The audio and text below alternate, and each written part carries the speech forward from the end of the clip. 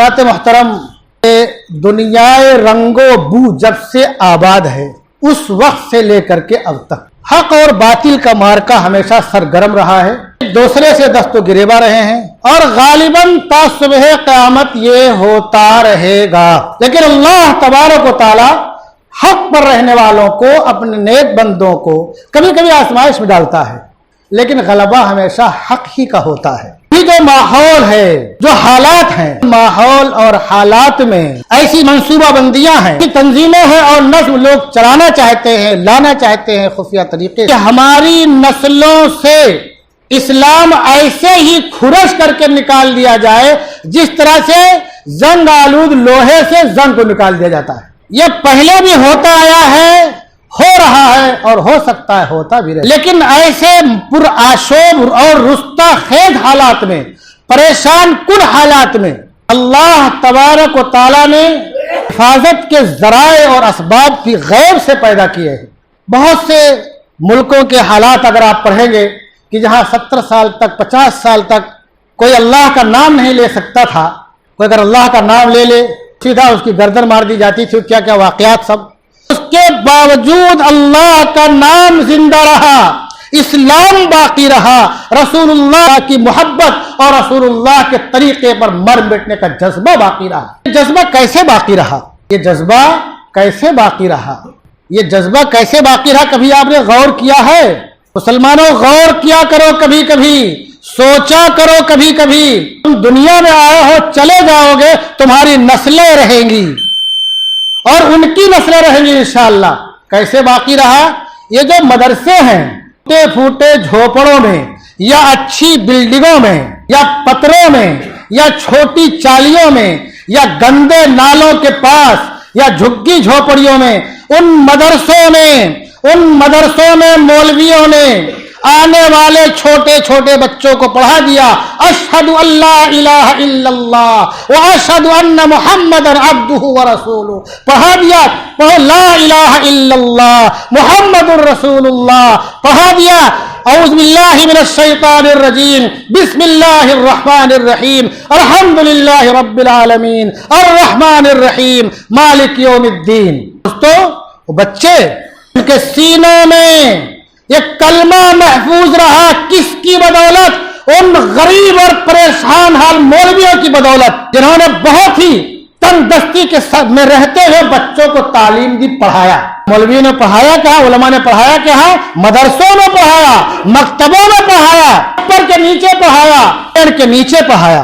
اور اس سے آگے جن مدرسوں میں چھوٹے چھوٹے بچوں کے سینوں میں قرآن کریم محفوظ کر دیا، جن اساتذہ کرام نے، حفاظ کرام نے، علماء کرام نے، اور جن مولویوں نے چھوٹے چھوٹے بچوں کے سینوں میں ان کو قرآن حفظ کرا دیا، وہی بچے دنیا کی تمام طاقت استعمال کرنے کے باوجود اگر 1 لاکھ تھے، 1 لاکھ میں سے 99,999 شہید ہو گئے، اگر ایک بچ گیا تو اس نے لاکھوں کو کلمہ پڑھا دیا اور لاکھوں کو نماز سکھا دی، لاکھوں کو قرآن پڑھنا سکھا دیا۔ یہی وجہ ہے کہ ایسے علاقوں میں جہاں کئی سالوں تک ظلم و زیادتی کے طوفان اور سیلاب اور آندھیاں چلتی رہی، وہاں ابھی بھی اسلام باقی ہے، کلمہ باقی ہے، اور ان کی آزادی کے بعد مدارس اور مساجد میں اذانیں ہونے لگی ہیں اور مدارس میں قال اللہ اور قال رسول کی صدائیں گونج رہی ہیں۔ اور یہ مت سمجھو،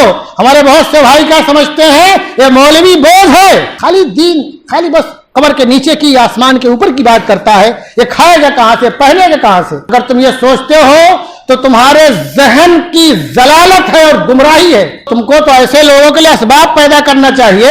چرچ کا پادری بہت قیمتی گاڑی سے آتا ہے، اس کے ڈرائیور ہوتا ہے، اس کے لیے بنگلہ ہوتا ہے، اور جو دوسرے مذہب کے جو پیشوا ہوتے ہیں ان کے لیے کتنی سہولیات ہوتی ہیں، لیکن قربان جائیے جناب رسول اللہ صلی اللہ علیہ وسلم کے نام لیواؤں پر اور اللہ کے رسول کے اس شوق پر کہ نہایت پریشانی کے عالم میں بغیر کسی جبر کے، بغیر کسی مطالبے کے وہ دین کی خدمت کر رہے ہیں اور انشاءاللہ کرتے رہیں۔ لیکن اس کے ساتھ ساتھ کیا سمجھتے ہیں کہ مولوی مسجد و مدرسے سے آگے کچھ نہیں جانتا ہے؟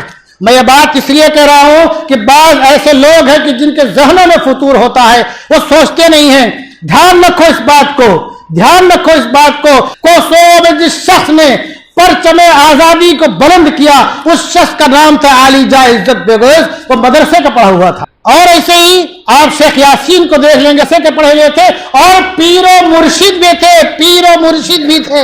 हमारे बहुत से लोगों को पीरों से बड़ी नफरत होती है, पीरों से नफरत करो, उन पीरों से जो मलंग बने रहते हैं, जिनको कलमा तक नहीं आता है, नमाज नहीं मालूम कितने वक्त फर्ज है, उनसे नफरत करो। और आप तारीख खंगालो, मुर्शी को देख लो कि हाफिज कुरान थे, तैयब अर्दगान भी हाफिज कुरान है। के अलावा आपने बर्रे सगीर यानी भारत की तारीख पढ़ो कि भारत में जब गोरी चमड़ी वालों का तसल्लुत हुआ सन 1717 और 33 के बाद से लेकर के 1947 तक जंग आजादी के अगुवा और पेशवा 1920 तक कौन थे? मुसलमान थे। और मुसलमानों में कौन थे? ये उलमा थे, ये मौलाना लोग थे जो फटी बोरियों में बैठे रहते हैं, जिनको हम हकीर निगाह से देखते हैं। तो ये तुम्हारे नस्लों के दीन और ईमान के भी जामिन है और तुम्हारी आजादी के भी जामिन है। शायर ने इसी को क्या कहा कि बज़्म जुनू के दीवाने हर राह से पहुंचे यज़दा तक, है आम हमारे अफसाने दीवारे चमन से जिंदा तक, 100 बार संवारा है हमने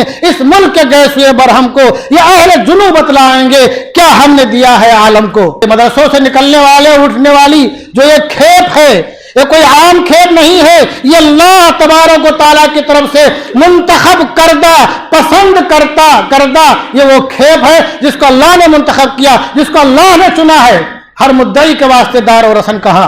अर्ज करने का खुलासा यह है, हालात तो बहुत नागुफ्ताबे हैं, बहुत ही परेशान कुन है। जो मंसूबाबंदियां हैं और जो तैयारियां हैं और जो तालीमी पॉलिसी आ गई है और आगे क्या क्या होने वाला अल्लाह बेहतर समझता है, लेकिन इन उलमा ने हर जमाने में सद्दे सिकंदरी बनने की कोशिश की है ऐसे तूफानों के सामने, और इंशाअल्लाह आइंदा भी सद्दे सिकंदरी बनते रहेंगे और अपने नस्लों की ईमान की हिफाजत करते रहेंगे इंशाअल्लाह। दारुल कासमिया है, इंतजामिया ने यह सोचा कि ऐसे पुराने बच्चों का एक प्रोग्राम किया जाए, उनको जोड़ा जाए।